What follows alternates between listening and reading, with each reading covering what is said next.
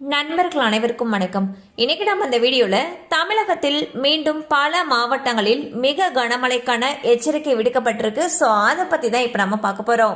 டிட்வா புயல் காரணமாக டெல்டாவில் இன்றும் சென்னை உள்ளிட்ட வட கடலோர மாவட்டங்களில் இன்று பிற்பகலில் இருந்து நாளை மறுதினம் அதாவது திங்கட்கிழமை வரையிலும் கன முதல் மிக கனமழையும் ஓரிரு இடங்களில் அதி கனமழையும் பெய்யக்கூடும் என்று தெரிவிக்கப்பட்டுள்ளது.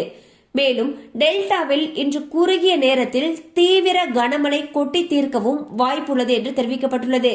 அதன்படி இன்று மயிலாடுதுறை, கடலூர், விழுப்புரம், செங்கல்பட்டு ஆகிய மாவட்டங்கள் மற்றும் புதுச்சேரியில் சில இடங்களில் கன முதல் மிக கனமழையும் ஓரிரு இடங்களில் அதி கனமழையும், புதுக்கோட்டை, தஞ்சாவூர், திருவாரூர், நாகப்பட்டினம், அரியலூர், பெரம்பலூர், திருச்சி, சேலம், கள்ளக்குறிச்சி, திருவண்ணாமலை, காஞ்சிபுரம், சென்னை, திருவள்ளூர், ராணிப்பேட்டை ஆகிய மாவட்டங்கள் மற்றும் காரைக்கால் பகுதிகளில் ஓரிரு இடங்களில் கன முதல் மிக கனமழையும், வேலூர், திருப்பத்தூர், கிருஷ்ணகிரி, தர்மபுரி, நாமக்கல், கரூர் ஆகிய மாவட்டங்களில் ஓரிரு இடங்களில் கனமழையும் பெய்யக்கூடும்.